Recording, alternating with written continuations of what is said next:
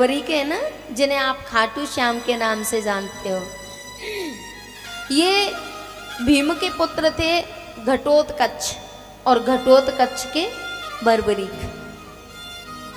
जब महाभारत की तैयारी हो रही थी ना, तो ये बर्बरीक आ रहे थे युद्ध करने।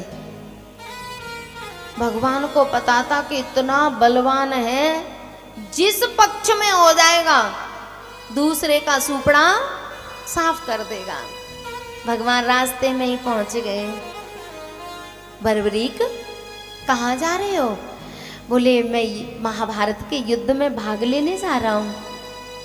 बोले किसके पक्ष से लड़ोगे? बोले जो पक्ष कमजोर पड़ेगा मैं उसी के साथ लड़ूंगा। भगवान ने कहा तो फिर युद्ध कभी समाप्त होने वाला नहीं है, जिधर पक्ष कमजोर होगा ये उधर ही चला जाया करेगा। भगवान ने बर्बरी की परीक्षा ली और कहा मुझे अपना सिर दे दो।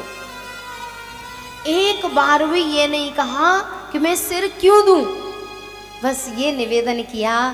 बोले भगवान मैं महाभारत का युद्ध देखना चाहता था। भगवान ने कहा कि युद्ध तो मैं तुम्हें दिखा दूंगा। बर्बरीक ने अपना सिर भगवान को समर्पित कर दिया। इसकी जो दादी थी ना हिडम्बा, भगवान की बहुत बड़ी भक्त थी। भगवान ने एक पेड़ पे वो सिर रख दिया।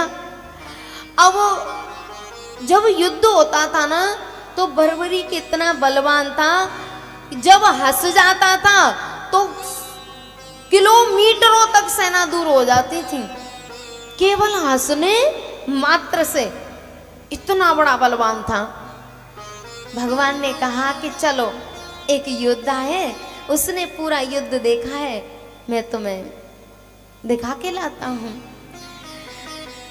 पांडवों को लेके भगवान गए। बर्बरीक ने प्रणाम किया। भगवान ने कहा बर्बरीक तुमने युद्ध देखा? बोले हाँ। तो अर्जुन को तो उत्सुकता हो रही थी सुनने की, थोड़ी सी प्रशंसा।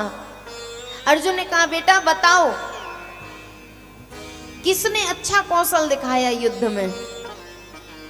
बर्बरीक ने हंस के कहा पितामह सही बता दूं? बोले हाँ। बाबा लगते हैं अर्जुन बर्बरीक के? बोले हाँ। बोले मुझे तो कृष्ण ही मारते दिखाई दे रहे थे और कृष्ण ही मरते दिखाई दे रहे थे। इनके अलावा मैंने पूरी युद्ध भूमि में दूसरा कोई देखा ही नहीं। मैंने किसी दूसरे को देखा ही नहीं। तो अर्जुन का मुंह लटक गया।